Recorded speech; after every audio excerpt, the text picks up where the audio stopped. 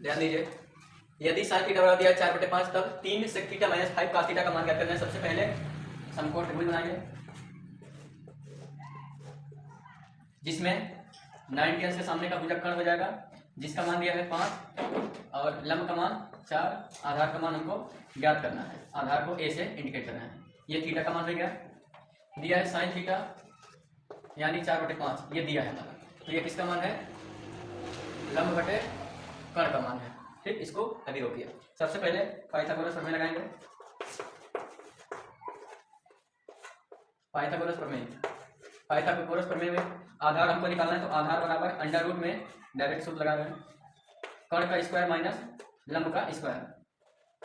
आधार बराबर मान रख दीजिए, इसी में कर्ण स्क्वायर मतलब 5 का स्क्वायर माइनस लंब मतलब 4 का स्क्वायर, तो आधार का मान आ जाएगा अंडर रूट में 25 माइनस 16, एक मान कितना आ गया, अंडर रूट में 9, आधार का मान आ गया 3 सेंटीमीटर।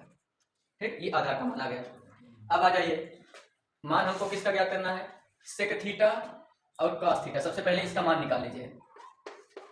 सेक थीटा बराबर हम लोग जानते हैं क्या होता है, कर्ण अपान आधार, तो कर्ण का मान कितना 5, आधार का मान कितना आया है 3, 5/3, और कॉस का मान निकाल लीजिए, कॉस थीटा बराबर आधार बटे कर्ण, तो आधार का मान कितना आ जाएगा 3 और कर्ण का मान कितना आ जाएगा 5।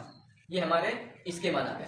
हमको निकालना किसका मान है, निकालना है 3 sec theta minus 5 cos theta, इसी का मान निकालना, इसे इनपुट कर दीजिए।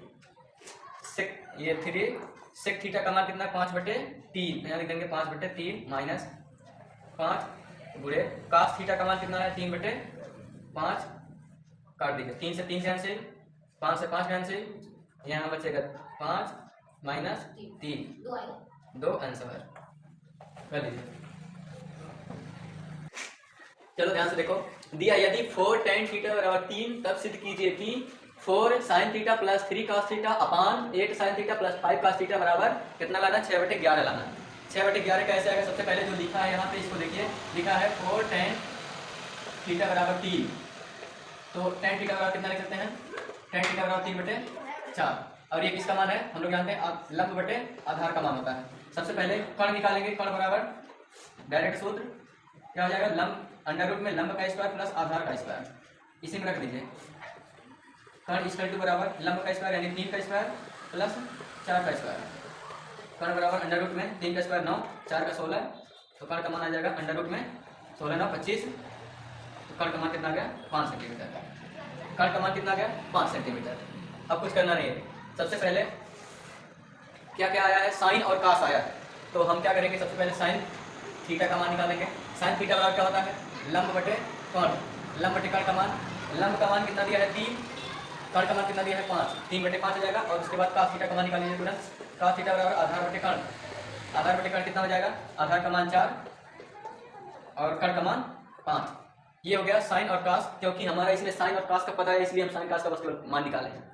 अब हमको सिद्ध करके इतना टोटल सिद्ध करके 6/11 लाना है, तो हमारा LHS मतलब लेफ्ट हैंड साइड लेकर चलेंगे। कितना दिया है 4 sine theta plus 3 cos theta upon 8 sine theta plus 5 cos theta, इतना हमारा दिया है। इसको हम सॉल्व करके कितना लाना है, 6/11 लाना है। इसी में मान रख दीजिए 4 मल्टीप्लाई साइन थीटा का मान कितना 3/5 प्लस 3 गुणे cos थीटा का मान कितना 4/5 बड़ा वाला बटे 8 गुणे साइन थीटा का मान कितना दिया है 3/5 प्लस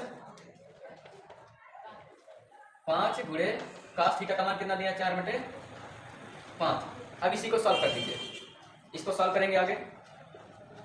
4 3 12, 12/5 प्लस 4 3 12, 12/5, इसमें आइए 8 3 24, 24/5 प्लस 5 और 20, 20/5। अब आइए आगे सॉल्व किया जाए उसको।